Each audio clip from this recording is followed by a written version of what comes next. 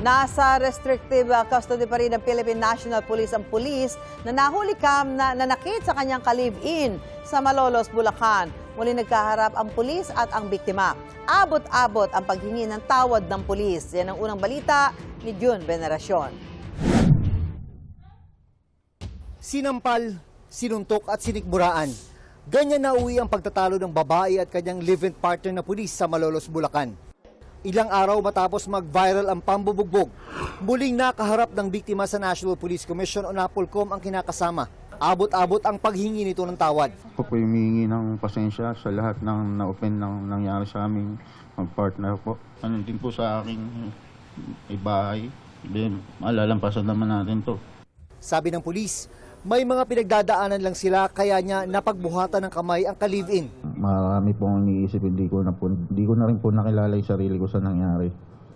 Sa dami po namin problema sa negosyo at sa ibang personal pa po namin buhay.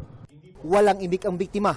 Ayon sa NAPOLCOM, kahit ilang sorry pa, ay wala na rin itong epekto sa ginagawa nilang administrative proceedings na ang parusa ay posibleng dismissal from the service. Ito po ay huwag niyong tularan. Kung sino man pong pulis ang nanonood nito, huwag niyo pong tularan itong pulis na to. Ito pong taong to ay halimbawa na isang bugok na pulis. Umaapila ang NAPOLCOM kung mayroon pang ibang biktima ang pulis na lumapit din sa kanila para magreklamo. Sinasayang mo yung imahe ng pulis. Hindi ka talaga dapat magsuot ng uniforme ng pulis. Saka walang yung tao. Nasa restrictive custody pa rin ng PNP ang suspect na pulis na may kinakaharap ding reklamong kriminal. Anumang gawain na hindi po naayon sa batas ay kailangan managot. Kami po ay hindi nagpapaalala na laging rumispeto sa karapatang pantao, especially sa mga kababaihan. Ito ang unang balita.